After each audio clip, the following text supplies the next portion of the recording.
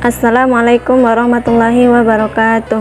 Bapak Ibu guru hebat di mana saja berada, kali ini saya akan menjelaskan tentang koneksi antar materi modul 1.2.A.8 calon guru penggerak angkatan 7 menggunakan model refleksi 4P.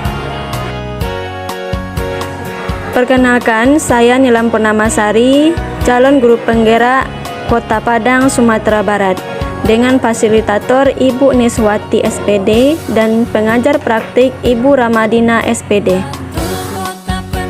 Model refleksi 4P: peristiwa, pembelajaran, perasaan, dan penerapan ke depan atau rencana. Pertama, peristiwa.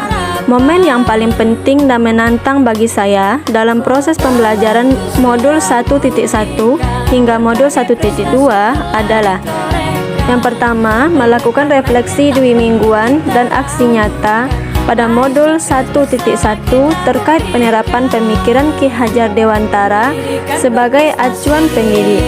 Yang kedua, mempelajari dan menganalisis nilai dan peran guru penggerak yang berkaitan dengan filosofi Ki Hajar Dewantara pada modul 1.2. Selanjutnya, peristiwa. Momen yang paling penting dan menantang bagi saya adalah mengerjakan tugas CGP dengan adanya batas waktu unggah pada LMS. Momen yang paling penting dan mencerahkan bagi saya dalam proses pembelajaran modul 1.1 hingga modul 1.2 adalah: yang pertama, memahami filosofi pemikiran Ki Hajar Dewantara terkait tugas seorang guru sebagai among, yaitu menuntun murid. Yang kedua, memahami dasar pendidikan Ki Hajar Dewantara terkait pendidikan sesuai kodrat anak dan zaman. Pendidikan itu memerdekakan anak, menciptakan permainan, pendidikan yang menghamba pada murid, pembentukan pendidikan budi pekerti. Selanjutnya, momen yang paling penting dan mencerahkan bagi saya adalah memahami nilai dan peran guru penggerak. Nilai-nilai ini diharapkan terus tumbuh dan dilestarikan dalam diri saya sebagai seorang guru penggerak. Kaitan antara modul 1.1 dan modul 1.2 yang saya pahami adalah: pada modul 1.1, Ki Hajar Dewantara menjelaskan bahwa tujuan pendidikan itu menuntun segala kodrat yang ada pada anak, dan filosofi Ki Hajar Dewantara yaitu pendidikan menghamba pada anak.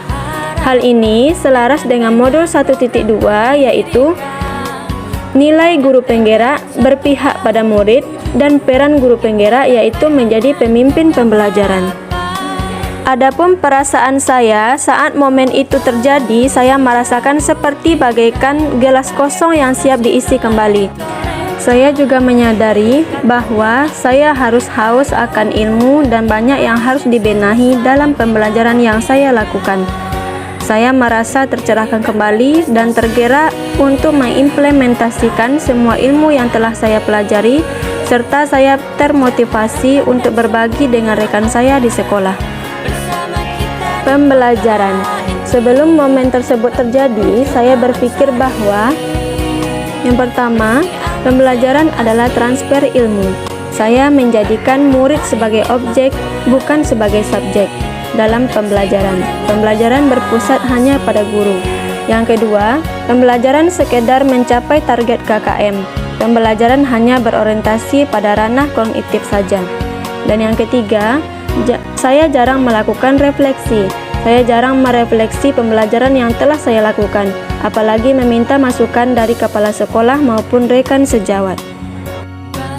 Setelah mempelajari modul 1.1 dan 1.2, sekarang saya berpikir bahwa saya harus bisa menerapkan peran saya sebagai seorang guru penggerak, yaitu menjadi pemimpin pembelajar, menjadi coach bagi guru lain, mendorong kolaborasi, mewujudkan kepemimpinan murid, dan menggerakkan komunitas praktisi.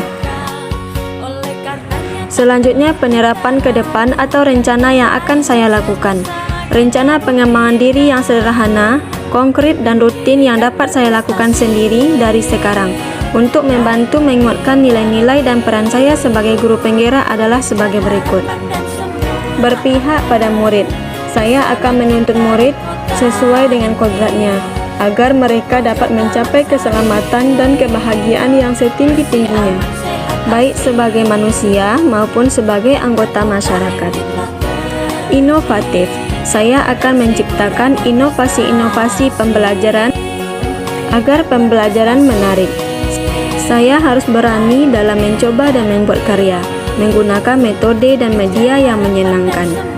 Mandiri, memiliki motivasi dalam diri saya sendiri untuk membuat perubahan, baik untuk lingkungan sekitar maupun pada diri saya sendiri.